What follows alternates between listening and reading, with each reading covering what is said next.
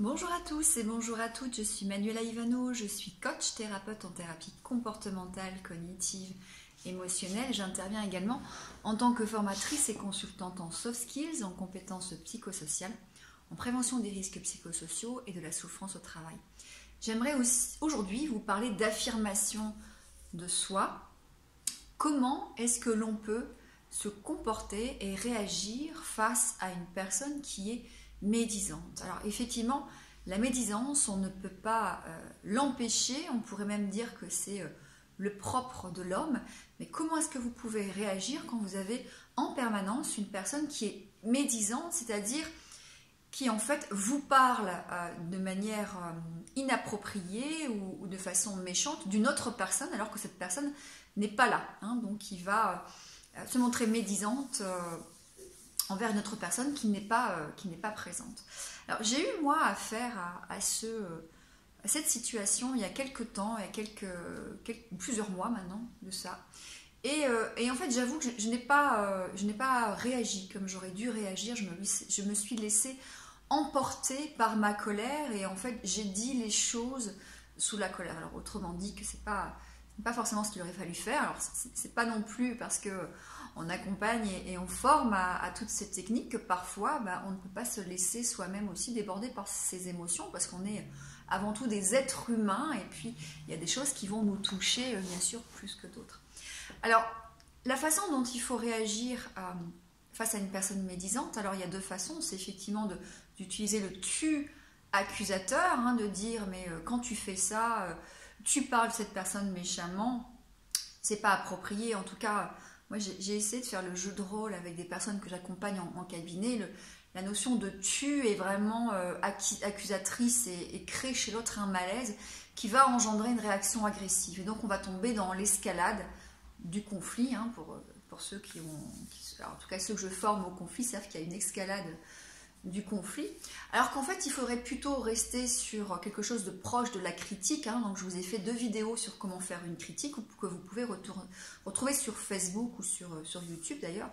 C'est bien de partir sur les faits et après d'utiliser le je et de faire une demande. Donc ça pourrait être quelque chose comme quand tu parles sur machin, d'accord, je ne partage pas ton avis.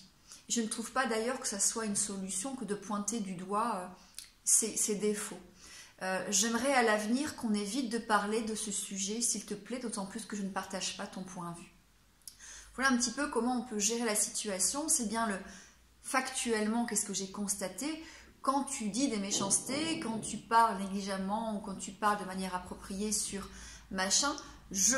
Et là, c'est vraiment on n'est pas dans le tu qui accuse, hein, mais le je, c'est moi qui me sens pas en phase avec ce que tu dis et je ne suis pas d'accord. Donc, je ne suis pas d'accord et je ne partage pas ton point de vue.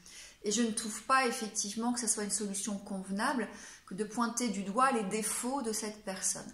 Et puis donc, on va aller derrière chercher la demande, hein, comme dans la critique de l'OSBD. J'aimerais à l'avenir qu'on ne parle plus et qu'on n'aborde plus ce sujet.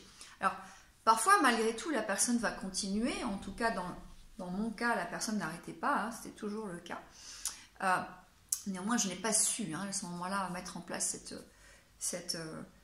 cette technique, parce que quand on est dans la colère, on n'est pas dans la raison. Hein, donc, il fallait d'abord, effectivement, que la colère s'évacue. Mais quand on a, effectivement, une personne qui continue malgré tout, on va tomber dans le disque rayé. Donc, on va vraiment faire un disque rayé. Vous pouvez retrouver les vidéos sur YouTube ou sur Facebook sur le disque rayé. C'est-à-dire, écoute, à nouveau, je ne partage pas ton point de vue, donc j'aimerais, s'il te plaît, qu'on n'en parle plus de ce sujet. Je ne souhaite plus aborder ce sujet, s'il te plaît, d'autant plus que je ne partage pas ton point de vue. Donc, s'il te plaît, merci de bien vouloir respecter mon choix. Voilà comment vous pouvez gérer une personne médisante. Alors, bien évidemment, cette personne est peut-être aussi une personne qui est chère à vos yeux et vous aurez peut-être peur de la perdre. Et là, on revient sur l'analyse du cercle vicieux, sur des croyances et sur les schémas qui sont, si je ne m'affirme pas, peut-être effectivement que j'ai peur d'être rejetée, peut-être que j'ai peur d'être abandonnée si on a un schéma d'abandon, peut-être que j'ai peur d'une trahison si j'ai un schéma de méfiance. Donc il faudra aussi en parallèle probablement comprendre ce qui fait que vous restez en fait avec une personne médisante, hein, et que vous acceptez cette personne médisante. En l'occurrence, moi j'ai décidé de ne plus voir du tout cette personne médisante parce que ça ne correspondait plus à mes valeurs, et je pense qu'il faut aussi savoir s'entourer de personnes qui correspondent à ces valeurs personnelles et ce qu'on attend de la vie ou de l'amitié ou de l'amour en tout cas plus globalement. J'espère que cette vidéo vous aura été utile. À très bientôt, merci.